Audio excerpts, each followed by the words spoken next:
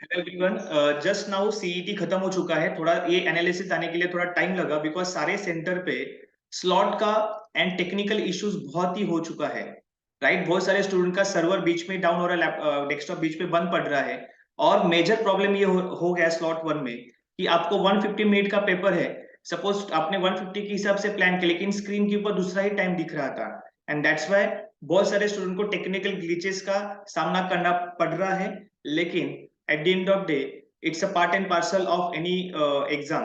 सो अभी उसको इग्नोर करते हुए पेपर कैसे आया था उसका एनालिसिस हम आपके सामने देने का कोशिश करेंगे।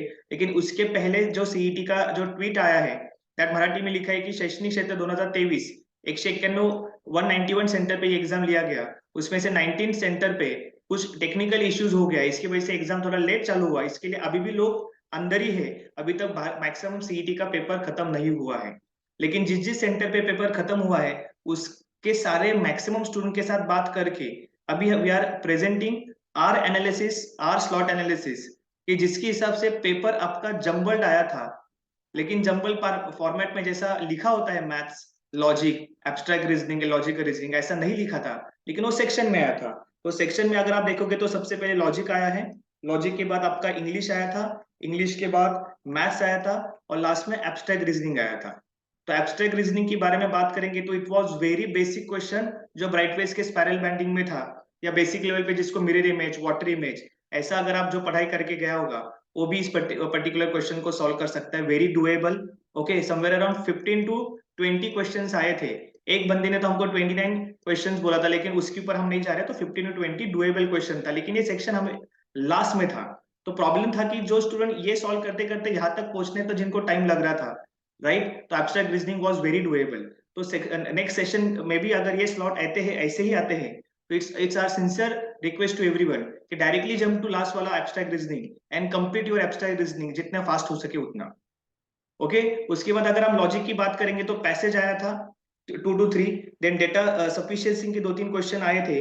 इनपुट आउटपुट इस बार नहीं आया था। ब्लड रिलेशन के भी डुएबल क्वेश्चंस थे। क्रिटिकल रीजनिंग का एक क्वेश्चन था, स्टेटमेंट एजम्पशन कंक्लूजन वाला। Coding decoding was doable. सिलॉग के 2-3 4-5 क्वेश्चंस थे। ओके, उसके बाद आप देख सकते हैं ब्लड रिलेशन हो गया। डेटा इनइक्वलिटी का एक भी क्वेश्चन इस बार नहीं था। राइट, कैलेंडर का एक ही क्वेश्चन आया था, क्लॉक एंड कैलेंडर, बराबर। तो मोटा मोटी लॉजिकल रीजनिंग की पजल्स जिससे हम डरते हैं, राइट, वो भी डुएबल था। तो यहाँ पे टाइम कंज्यूमिंग ज्यादा था, right, but logic section was very much doable. English में अगर आप देखोगे तो आरसी थे, आरसी एक या दो ही था। उसी आरसी में आपको स्टेटमेंट करेक्ट था। स्टेटमेंट कौन सा करेक्ट है, similar meaning, opposite meaning, idioms, parajumble, fill in the blank, ऐसा पकड़ के जो एक्सपेक्टेड सेशन रहता है कि इंग्लिश में ये होगा, वैसा ही आपका सेक्शन यहाँ पे था। मैथ्स में अगर आप देखोगे तो नंबर सीरीज 2 इजी थे, 2-3 डिफिकल्ट थे। Profit and loss, okay. उसके बाद आपका डेटा इनइक्वालिटी के ऊपर question, sorry, ratio average percentage के ऊपर बहुत सारे क्वेश्चंस थे। डीए आपका एक ही आया था, पाई चार्ट, तो भी डिग्री में था, was doable. Okay, permutation combination के 2 क्वेश्चन थे, एक कार्ड था, एक टोकन का था क्वेश्चन। ओके, तो मोटा मोटी ये भी डुएबल सेक्शन था, राइट। तो सीईटी का अगर हम टेक्निकल प्रॉब्लम इसको अगर बाजू में रखेंगे तो paper was very much easy to moderate, right. Students ने समवेयर अराउंड 170-180 का अटेम्प्ट किया है। अगर वो जेन्युइन अटेम्प्ट किया होगा तो 120 मार्क्स उनको लाने में कुछ भी प्रॉब्लम नहीं है। और आपका तुक्का के लिए अगर आपको टाइम मिला होगा और तुक्के में से अगर आपका समवेयर अराउंड 10-15 मार्क एक्स्ट्रा मिल गया, तो टेक्निकल ग्लिचेस को ध्यान में रखते हुए जो भी बंदे ने अपना पेशेंस प्रॉपरली रखा होगा, ओके, प्रॉपर फोकस के साथ जिन्होंने अगर पढ़ाई किया होगा और ये पेपर को अटेम्प्ट किया होगा, उन लोगों का ये पेपर बहुत ही इजी गया होगा। एंड डेफिनेटली इस पर्टिकुलर स्लॉट का competition is going to be very tough and percentile बहुत ही अच्छे तरीके से बढ़ेगा।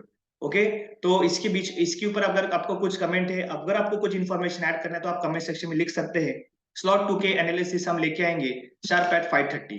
ओके, तो स्लॉट 2 वाले, slot 3, slot 4 get ready. And slot 1 वाले आपका एग्जाम हो चुका है, तो अभी आप चिल मार्क कर सकते हैं, आराम कीजिए and get ready for next strategy. Thank you.